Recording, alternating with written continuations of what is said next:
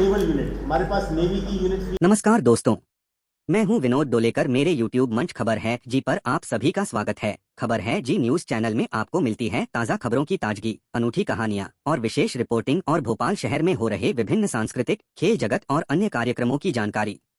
इसलिए बने रहें हमारे YouTube चैनल खबर है जी के साथ।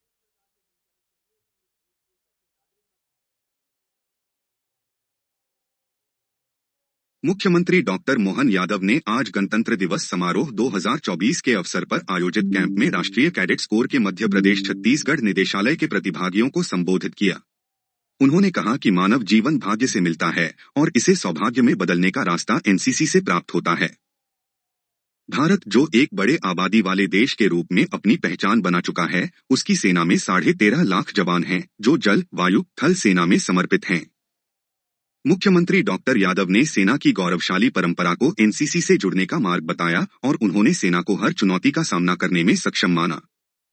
डॉक्टर यादव ने बताया कि गणतंत्र दिवस समारोह में घुड़सवारी में प्राप्त उपलब्धियां महत्वपूर्ण हैं और मध्य प्रदेश और छत्तीसगढ़ के कैडेट्स द्वारा जीते गए पदकों की सराहना की।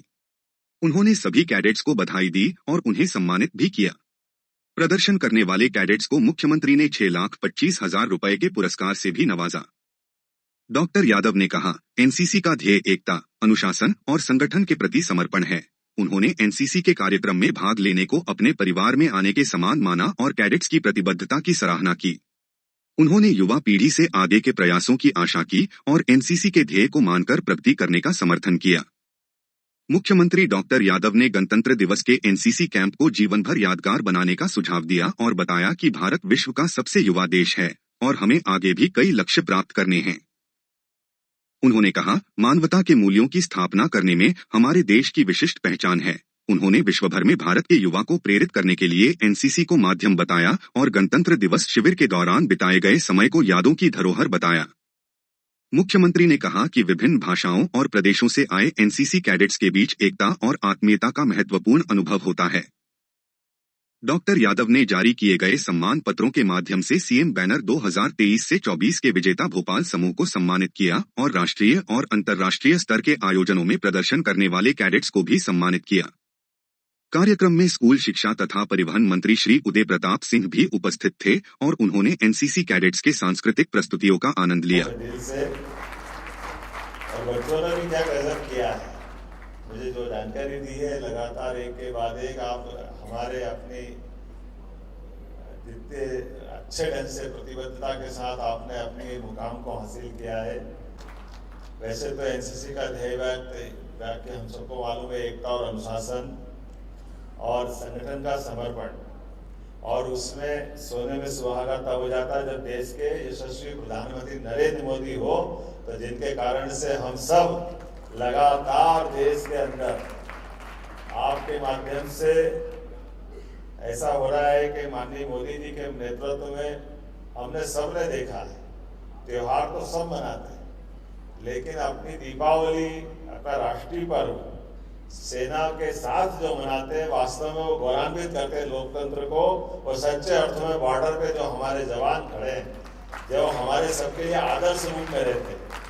ये जो हमारा नया दौर का नया समय है, खास करके दुनिया का सबसे युवा देश भारत है, और सबसे युवा देश भारत में भारत को अपने बहुत मुकाम आगे तय करना है।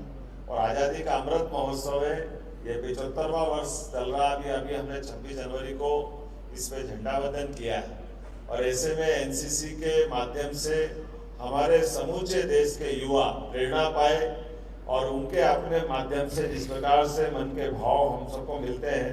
ये जीवन एक बार मिलता है, लेकिन एक बार जीवन को मिलने से हमारा जो भाग्य है, उस भाग्य को सौभाग्य में बदलने का रास्ता अगर कहीं से मिलता है तो एनसीसी के माध्यम से मिलता है, ये मैं गारंटी दे सकता हूँ। ये भौगोलिक क्षेत्र इतना बड़ा है कि हमारी कद काठी का भी अंतर पड़ जाता है।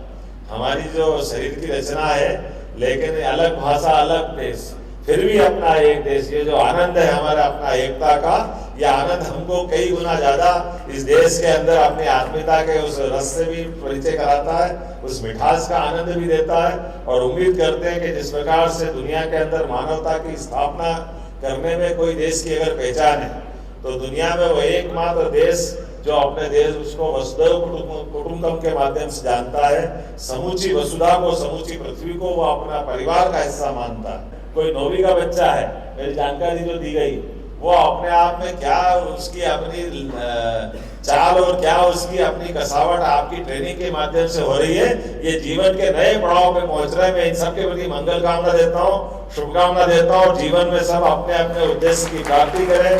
सभी मित्रों ने जितने पुरस्कार जीते उनको भी बधाई देता हूँ। बहुत बहुत धन्यवाद। भारत माता की जय। से हमें कमेंट्स में जरूर बताएं।